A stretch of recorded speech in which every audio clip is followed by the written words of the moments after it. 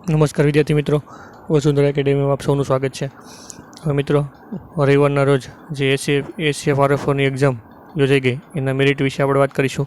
એકંદરે પેપર કેવું રહ્યું, કેટલા પ્રશ્નો છે એટેમ્પ થઈ શકે એવા હતા, મુખ્ય પરીક્ષા ક્યારે યોજાઈ શકે, આ તમામ ટૉપિક છે એની ઉપર આપણે વાત કરવાના છીએ. હવે મિત્રો, આપણે જે એસએમસીની એક્ઝામ યોજાવાની છે તો એની અંદર આપણે એક મેગા લેક્ચર લેવાના છીએ. તો મેગા લેક્ચર માટે ખાસ કરીને આ ચેનલને સબસ્ક્રાઈબ કરી લેજો. તમને એક જ લેક્ચરની અંદર જે એસએમસીની અંદર તમામ જે ટેકનિકલ વિષય આપવામાં આવેલા છે એના વિશે આપણે એક મેગા લેક્ચર લઈને આવીશું. તો ખાસ કરીને જે લોકોએ સબસ્ક્રાઈબ કર્યું ન હોય તો ચેનલને ખાસ સબસ્ક્રાઈબ કરી લેજો. હવે મિત્રો, આપણે થોડુંક પેપર એનાલિસિસ વિશે બેઝિક ચર્ચા કરીએ. તો સૌપ્રથમ ગણિત અને રિઝનિંગના ક્વેશ્ચન છે એ કેવા પૂછાયા. તો એકંદરે ગણિત અને રિઝનિંગના ક્વેશ્ચન છે એ મધ્યમ કક્ષાના હતા અને સરળ હતા. સરળ અને મધ્યમ કક્ષાના પૂછાયા, આરામથી છે ક્વેશ્ચન ગણિતના થઈ જાય એવા હતા. આપણે ઓલ ઓવર પેપરની વાત કરીએ છીએ. હવે ઓલ ઓવર પ્રશ્નો કેવા પૂછાય, સરળ, મધ્યમ કે અઘરા? તો 25 જેટલા ક્વેશ્ચન હતા એ ઘણા અઘરા એટલે કે ટફ હતા. એકંદરે તો પેપર છે મધ્યમ કક્ષાનું હતું. પછી 50થી 65 પ્રશ્નો છે તો એકદમ સરળ કક્ષાના હતા, એટલે કે ઇઝી કેટેગરીના હતા. તો આપણે પેપર કહી શકીએ 25 જેટલા ક્વેશ્ચન હાર્ડ, એકંદરે પેપર મધ્યમ કક્ષાનું, અને 55થી 65 ક્વેશ્ચન છે એ સરળ હતા. પછી આગળ વાત કરીએ તો 80થી 90 ક્વેશ્ચન એવા હતા જે મધ્યમ કક્ષાના એટલે કે એવરેજ હતા.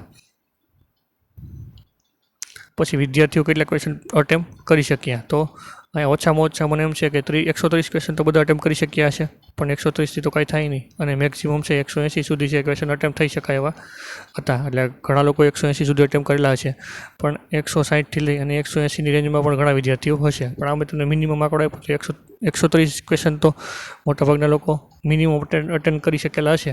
પણ જે લોકો ખાસ કરીને 170થી 180 જેટલા ક્વેશ્ચન અટેમ્પ કરી શકેલા હોય તો બહુ સારું કહેવાય, એનો સ્કોર એકદમ સારો થઈ શકે છે. પછી તમારી એક્યુરેસી ઉપર ખાસ છે મેટર કરે છે. પછીની વસ્તુ, આશરે કેટલા લોકોએ એક્ઝામ આપી હોઈ શકે? હવે આપણે અંદાજિત વાત કરીએ તો લગભગ 20,000ની આજુબાજુ ફોર્મ છે એ ભરાયેલા. તો એના બેઝિસ ઉપર વાત કરીએ તો કદાચ 15,000થી 16,000, કાં તો 16,000 અથવા તો 15,000 સુધી એક્ઝામ આપી હોઈ શકે. મેક્સિમમ આંકડો છે એ 16,000 સુધીનો હોઈ શકે, એનાથી વધારે હોવાના ચાન્સ ઓછા છે. અથવા તો 15,000 સુધી એક્ઝામ લોકોએ આપી હોઈ શકે. પછી મુખ્ય પરીક્ષાની બધાને ખબર છે કે મુખ્ય પરીક્ષા છે આ વર્ષના અંતમાં યોજાવાની છે. હવે એક્સપેક્ટેડ આપણે બધા કટ ઓફની વાત કરીએ સેક્શન કેટેગરી વાઇઝ. તો પહેલું રહેશે જનરલ મેલ. તો જે લોકોને જનરલ મેલ કેટેગરીમાં 225 કે 225થી વધારે થતા હોય એ લોકોએ ખાસ તૈયારી કરી દેવી જોઈએ. જનરલ મેલ 225 કે 225 પ્લસ હોય તો મેથ્સની તૈયારી ચાલુ કરી દેવી જોઈએ. પછી છે એસીબીસી મેલ કેટેગરી. તો એસીબીસી મેલ આપણે ખબર છે આ બે કે મેરિટ છે એ બધી એક્ઝામમાં સેમ રહે છે, તો આ લોકોએ તૈયારી શરૂ કરી દેવી જોઈએ. પછી વાત કરીએ એસી મેલ કેટેગરીની અંદર. તો એસી મેલ કેટેગરીની અંદર તમારે 220 કે 220 પ્લસ થતા હોય તો ખાસ તૈયારી ચાલુ કરી દો. પણ અહીંયા કદાચ 220-25 સુધી પણ મેરિટ છે રહેશે. પછી છે ઈડબ્લ્યુએસ કેટેગરી. તો ઈડબ્લ્યુએસ કેટેગરીની અંદર 220થી 225 ઈડબ્લ્યુએસ મેલને જેને 220થી 225 થતા હોય તો આ લોકો મેથ્સનો ચાન્સ રહેશે. પછી ખાસ કરીને બીજું એક મેરિટ અગત્યની વાત કરીએ તો એસટી મેલ કેટેગરી. તો એસટી મેલ કેટેગરીની અંદર 210થી 220 સુધીનું મેરિટ રહી શકે છે, અને 220 પ્લસ હોય એને ખાસ મેથ્સની તૈયારી શરૂ કરી દેવી જોઈએ.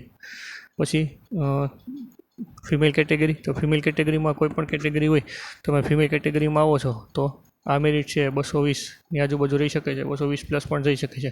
પણ 220 સુધી માર્ક હોય કે 220થી વધારે હોય તો એ લોકોએ ખાસ છે મેથ્સની તૈયારી કરી દેવી જોઈએ, શરૂ કરી દેવાની. પછી સૌથી લોએસ્ટ મેરિટ જતું હોય છે એસટી ફિમેલ કેટેગરીની અંદર. તો આ મેરિટ છે 200થી 205 રહી શકે છે, પણ જે લોકો 200 પ્લસ માર્ક થતા હોય ખાસ મેથ્સની તૈયારી છે શરૂ કરી દેજો. હવે મોટાભાગના લોકો છે એને પેપર 2ની અંદર વધારે સ્કોર થયેલો છે. આ જે મેરિટની વાત કરીએ આપણે ઓલ ઓવર ટોટલ મેરિટની વાત હતી. હવે બીજી વસ્તુ તમને એ કહેવાની કે પ્રોવિઝનલ પ્રોવિઝનલથી ફાઇનલ આન્સર કી જાહેર થશે ત્યાં સુધીમાં ઘણા પ્રશ્નોમાં સુધારો થશે, ઘણા પ્રશ્નો કેન્સલ થશે. તો આના લીધે મેરિટમાં છે ઘણો ફેરફાર પણ થઈ શકે છે. એટલે કે અત્યારે તમારે જે તૈયારી શરૂ કરવાની છે એ તમારે અંદાજિત આ માર્ક થતા હોય અને આજુબાજુ હોય તો ત્યારે તૈયારી શરૂ કરી દેવાની છે. પણ મેરિટમાં છે આના લીધે થોડો ઘણો ફેરફાર થઈ શકે છે. પણ મેં તમને જે મેરિટ આપેલું છે એની આજુબાજુ કે એનાથી પ્લસ માર્ક હોય તો તમારે ખાસ છે એ મહેનત શરૂ કરી દેવાની છે.